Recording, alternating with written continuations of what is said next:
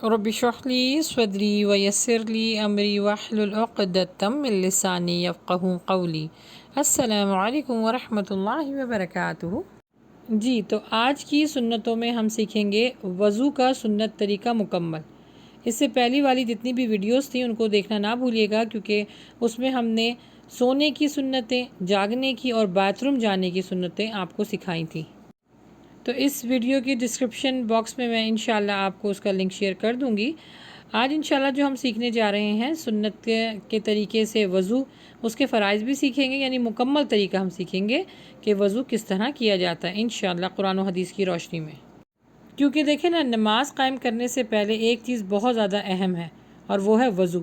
وضو کے بغیر نماز نہیں ہوتی ہے، اور وضو اس طریقے پر کرنا چاہیے جو اس کے لیے مقرر کیا گیا ہے۔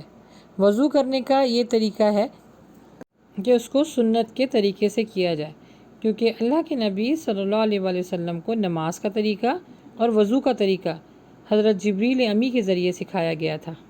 اسی لیے نہ اس میں زیادتی کرنی ہے اور نہ کمی کرنی ہے، ایگزیکٹلی جیسے اللہ کے نبی صلی اللہ علیہ وسلم نے ہمیں اس کی تعلیمات دی ہے ویسے ہی کرنا ہے انشاءاللہ۔ تو آئیے شروع کرتے ہیں۔ وضو کرنے کی 13 سنتیں ہیں اور 4 فرائض ہیں۔ وضو کرتے ہوئے جن اعضاء پر پانی ڈالا جاتا ہے ان کو ایک دفعہ بھی، دو دفعہ بھی اور تین دفعہ بھی دھویا جا سکتا ہے۔ پانی کی قلت کی وجہ سے اگر وضو کے صرف فرائض کو ادا کیا جائے تو آپ کا وضو ہو جائے گا۔ وضو کرتے ہوئے اگر ایک دفعہ پانی اعضاء پہ ڈال لیا اور 4 فرائض ادا کر لیے تو آپ کا وضو ہو جائے گا، لیکن 3 سے زیادہ دفعہ اعضاء کو دھونا مناسب نہیں، منع ہے۔ جی تو پاک صاف پانی کے ساتھ آپ کو نیت کرنی ہوگی وضو کرنے کی، اور نیت کرنے کے لیے کوئی الفاظ استعمال کرنا ضروری نہیں، نیت دل کے ارادے کا نام ہے۔ اس کے بعد آپ نے بسم اللہ پڑھنا ہے، بس بسم اللہ پڑھنا ہے۔ بسم اللہ الرحمن الرحیم کے الفاظ حدیث سے ہمیں نہیں ملتے ہیں۔ جی تو بسم اللہ پڑھ کر آپ نے وضو کو شروع کر لینا ہے۔ اپنے دونوں ہاتھوں کو نرم ہڈی تک خوب اچھی طریقے سے دھونا ہے۔ اگر آپ نے گھڑی پہنی ہے تو اس کو اتارنا ہوگا، اور اگر آپ نے انگوٹھی پہنی ہے تو اس کو اپنی جگہ سے ہلانا ہوگا تاکہ کوئی بھی جگہ ڈرائی یعنی خشک رہنے نہ پائے۔ اور اگر خواتین ہیں تو ان کے ہاتھوں میں اگر نیل پالش لگی ہے تو اس کو ریموو کر کے پھر وضو کرنا ہوگا۔ اور وضو کرنے سے پہلے اپنے ناخنوں کو بھی چیک کر لیں کہ اس میں کوئی آٹا یا کسی قسم کی گندگی یا پینٹ نہ لگا ہوا ہو۔ چوڑیوں کو بھی اتار کر وضو کرنا مناسب ہے۔ تو جس طرح اس پکچر میں دکھایا جا رہا ہے کہ پہلے سیدھا ہاتھ دھلے گا، اس کے بعد الٹا، پھر دونوں ہاتھوں کی انگلیوں کو آپس میں اس طرح ملا کر دھوئیں تاکہ پانی اچھی طریقے سے ہر جگہ پہنچ جائے۔ اچھا، اب اس کے بعد ہم نے کرنی ہے مسواک۔ مسواک کے اتنے فائدے ہیں۔ اللہ کے نبی صلی اللہ علیہ وآلہ وسلم نے فرمایا کہ اگر مجھے اپنی امت کی تکلیف کا احساس نہ ہوتا تو مسواک کو کرنا میں فرض قرار دیتا۔ تو ہمیں چاہیے کہ ہر نماز سے پہلے ہم اس کو استعمال کریں۔ دوسرا یہ کہ اس کے اتنے فائدے ہیں، میں نے اس کے اوپر آلریڈی ایک ویڈیو بنائی ہے، ہمارے یوٹیوب چینل پر ہے، مسواک کی فائدے، آپ اس کو بھی جا کے ضرور دیکھیے گا، تاکہ جس چیز کی جب ہمیں فوائد کا پتہ چل جاتا ہے تو اس کو کرنے میں ہمیں آسانی ہو جاتی ہے۔ جی تو مسواک کرنے کے بعد اب آپ نے 3 مرتبہ، پھر اس کے بعد 3 مرتبہ خوب اچھی طریقے سے کلی کیجیے، یعنی پانی کو منہ میں اچھی طریقے سے گھمائیں تاکہ جو کچھ بھی پھنسا ہو وہ نکل جائے، اور پانی منہ میں سیدھے ہاتھ سے ڈالا جائے گا۔ اس کے بعد 3 بار ناک میں پانی چڑھائیں اور الٹے ہاتھ سے، یعنی الٹے ہاتھ کی چھوٹی انگلی سے ناک کے اندر کا حصہ صاف کریں۔ پھر اس کے بعد 3 مرتبہ اپنے منہ یا چہرے کو اچھی طرح دھوئیں۔ خواتین کے لیے اگر انہوں نے ناک میں نوز پن پہنی ہوئی ہوگی تو اس کو اپنی جگہ سے ہلانا ہوگا، اور اگر واٹر پروف میک اپ کیا ہوگا تو اس کو بھی ریموو کرنا ہوگا۔ اور مردوں کے لیے اگر ان کی داڑھی ہے تو اپنی داڑھی میں ان کو خلال کرنا ہوگا۔ خلال کا مطلب ہے اپنی انگلیوں کو کنگھی کی طرح اپنی داڑھی میں پھیرنا۔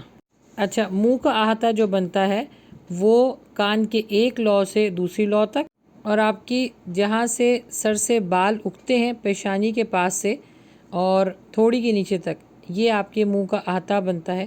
اس کو دھونا فرض ہے۔ اس کے بعد پھر آپ نے 3 بار دونوں ہاتھوں کو کونٹیوں تک یعنی ایلبو تک پہلے سیدھے ہاتھ کو دھونا ہے، پھر الٹے ہاتھ کو دھونا ہے، اور اس میں بھی خیال رہے چوڑیاں، گھڑی اور انگوٹھی سب کو اپنی جگہ سے ہلانا ہوگا، اور اگر ان کو اتار لیں تو زیادہ اچھا ہوگا۔ اس کے بعد نئے پانی سے دونوں ہاتھوں کو تر کریں، پھر پورے سر کا مسح کریں، یعنی پیشانی کے بالوں سے لے کے گدی تک۔ آپ اپنے ہاتھوں کو ایک دفعہ پھیریں، پھر جس طرح پکچر میں دکھایا جا رہا ہے، پھر پہلے آگے سے پیچھے، پھر پیچھے سے آگے، انہی ہاتھ کو واپس لے کر آئیں۔ یہ بالکل سنت طریقہ ہے۔ یہ جو ایرو دکھایا جا رہا ہے بس یہیں تک آپ نے مسح کرنا ہے، اور یاد رکھیں گردن کا مسح کرنا حدیثوں سے ثابت نہیں۔ پھر اس کے بعد شہادت کی انگلی سے کان کے اندرونی حصے اور انگوٹھے کے پیٹ سے کان کے بیرونی حصے کو صاف کریں، جیسے کہ اس تصویر میں دکھایا جا رہا ہے، اور اگین کوئی ایئر رنگز پہنی ہے تو اس کو بھی اپنی جگہ سے ہلانا ہوگا۔ پھر اس کے بعد 3 دفعہ دونوں پاؤں کو بہت اچھی طریقے سے دھوئیں، سب سے پہلے سیدھا پاؤں ٹخنوں تک اور پھر الٹا پاؤں، جیسے کہ اس تصویر میں دکھایا جا رہا ہے کہ الٹے ہاتھ کی چھوٹی انگلی سے اپنے پاؤں کی جو انگلیوں کے بیچ کا حصہ ہے اس کو دھوئیں، اور میک شور کر لیں کہ آپ کی جو ایڑی ہے یعنی جو آپ کی ہیل ہے وہ والا حصہ بالکل خشک نہیں رہنا چاہیے۔ اس کے بعد یہ دعائیں پڑھیں: اشہد ان لا الہ الا اللہ وحدہ لا شریک لہ واشہد ان محمدا عبدہ ورسولہ۔ پھر یہ پڑھیں: اللہم اجعلنی من التوابین واجعلنی من المتطہرین۔ پھر آخر میں یہ پڑھیں: سبحانک اللہم وبحمدک اشہد ان لا الہ الا انت استغفرک واتوب الیک۔ جو لوگ وضو کے بعد ان دعاؤں کو پڑھنے کا اہتمام کرتے ہیں، اللہ سبحانہ وتعالی جنت کے 8 دروازے اس کے لیے کھول دیتے ہیں۔